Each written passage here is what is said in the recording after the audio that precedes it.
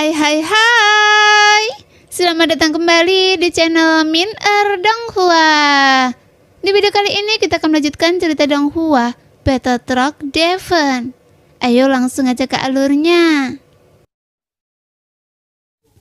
Pada saat ini sosok hiu berbentuk manusia ini bahkan lebih besar dari binatang pemakan pasir.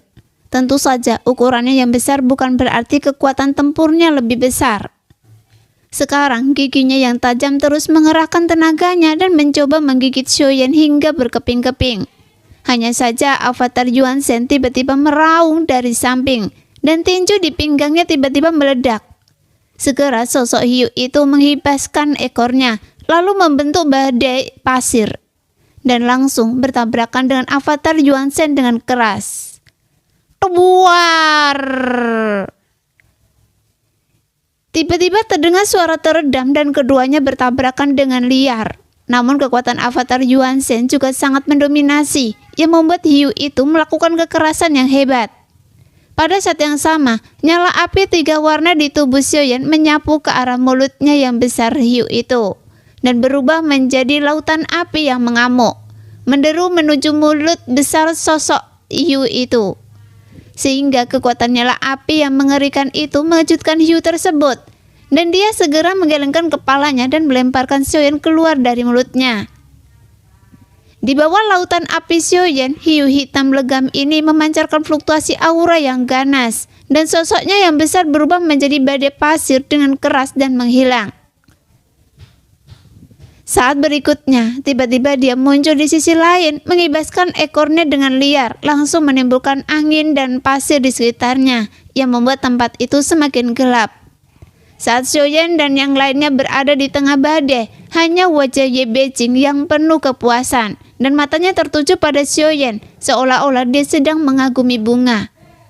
Karena meskipun sedikit lebih lemah, namun baginya terlihat sedikit lucu.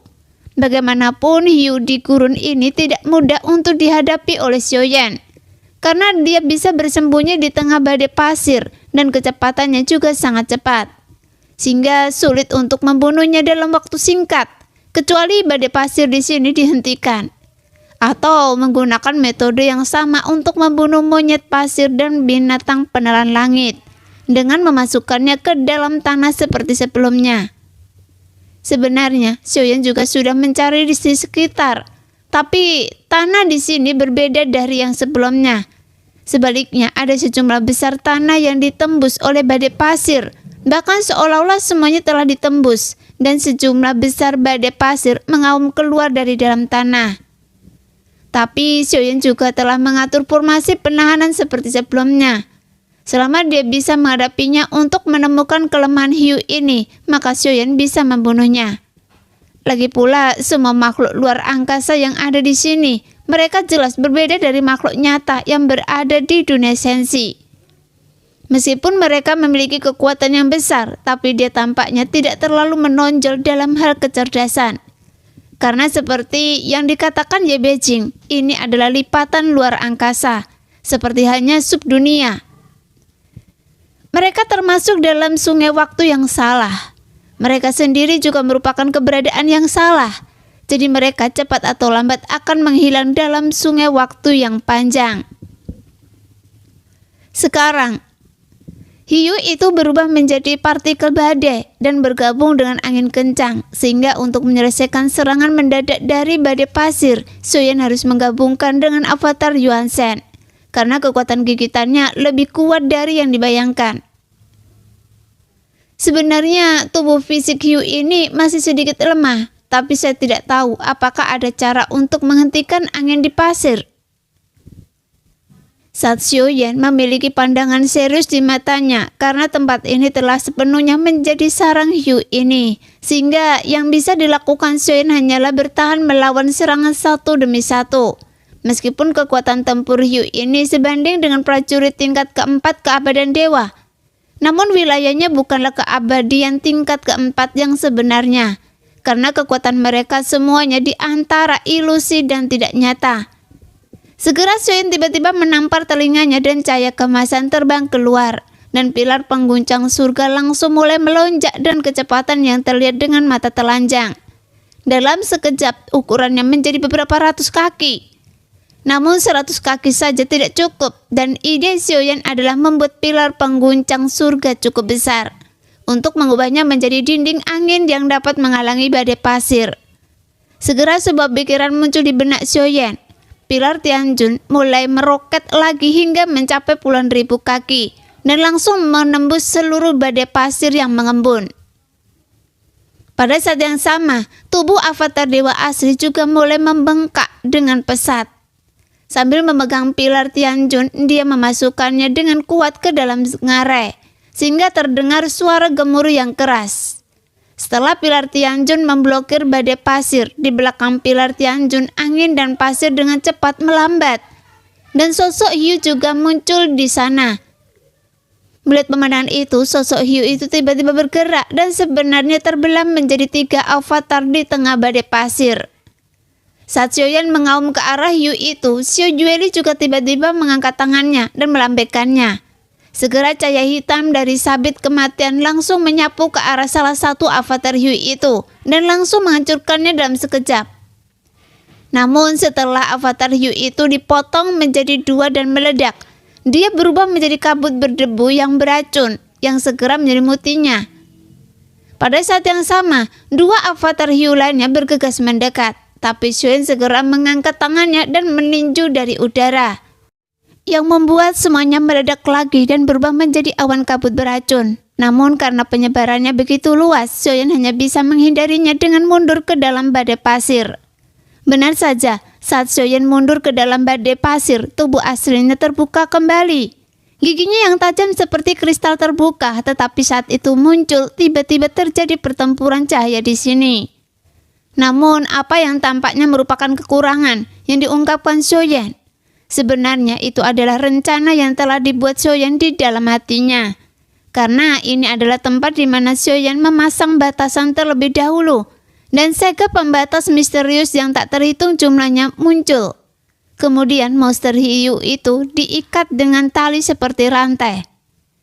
Saat ini, cahaya di mata Xiaoyan tiba-tiba berbalik dan dia melihat mata hiu tidak memiliki pupil, seperti 2 butir pasir emas, sehingga nyala api Biayan tidak terpengaruh. Karena domain api putih tidak bisa memecahkan angin dan pasir, jadi Xiaoyan hanya bisa menguncinya. Tapi meskipun saat api putih menyelimutinya, hiu tanpa pupil masih bisa mengendalikan tubuhnya. Pembatasan yang telah disiapkan menguncinya, dan pada saat ini sosok Xiao Jueli tiba-tiba muncul. Dia mengangkat sabit kematian dan menyapu keluar. Pada saat yang sama, tubuh fisik Xiaoyan langsung melebar hingga beberapa ribu kaki. Dia mengangkat tinjunya sebesar gunung dan langsung menekannya dengan keras, yang membuat hiu itu tidak bisa lagi menghindari kedua serangan itu. Kali ini, serangan Xiao Jueli menerobos pertahanan sisi hitamnya, dan tinju Xiaoyan mengalahkan tubuhnya, sehingga hiu itu terbunuh sepenuhnya. Pada saat ini, avatar jangkrik emas membuka mulutnya untuk melahapnya, yang memungkinkan dia dapat menerobos ke tingkat transendensi keempat. Meskipun kekuatan avatar Cinchan mungkin tidak bisa mencapai kekuatan tempur tingkat keempat yang sebenarnya, tapi itu pasti bisa dianggap sebagai kartu truf yang mengejutkan. Tetapi bahkan setelah avatar Cinchan berhasil menerobos, Xiaoyan masih sedikit mengernyit. "Ayah, apakah ada hal lain yang terjadi?" tanya Xiao Jueli dengan bingung. "Entahlah, saya belum punya firasat buruk dan saya selalu merasakannya sejak saya masuk ke sini dan perasaan ini semakin kuat," jawab Xiaoyan dengan serius. Bagaimanapun perasaan seperti ini biasanya sangat akurat. Pasti ada bahaya yang datang. Orang tua Tianshan juga selalu berkata bahwa saya harus mempercayai intuisi saya sendiri. Xiao Jueli berpikir sejenak dan dia kemudian berkata sambil mengangguk. "Iya, saya hanya tidak tahu krisis macam apa ini, dan saya harus bersiap sepenuhnya sebelum hal itu terjadi." Xiaoyan mengangguk, dan sekarang avatar Cinchan telah menembus ke tingkat keempat. Namun perasaan krisis belum hilang, yang menunjukkan bahwa bahayanya lebih besar dari yang Xiaoyan bayangkan. Meskipun masih ada beberapa bintang luar angkasa di badai pasir, namun kekuatannya masih jauh dari cukup. Sekalipun avatar jangkrik emas melap mereka, tapi itu tidak akan banyak berpengaruh. Jadi Shen segera mengeluarkan selip giok yang diberikan oleh Feng Xinchang dan langsung menghancurkannya menjadi beberapa bagian di tangannya. Karena jika dia dapat melap monster luar angkasa krisis, maka ranak avatar Xinchang dapat ditingkatkan lagi. Saya tidak tahu apakah kita bisa mengatasi monster krisis ini. Setelah tertegun sejenak, Xiaoyan tidak ragu-ragu lagi. Sekarang kita harus menemukan orang-orang dari tim Fearless dan kita harus memanfaatkan setiap momen untuk meningkatkan kekuatan tempur kita. Nah, demikianlah video hari ini. Terima kasih sudah menonton video Min sampai selesai. Sampai jumpa lagi di video selanjutnya. Bye-bye.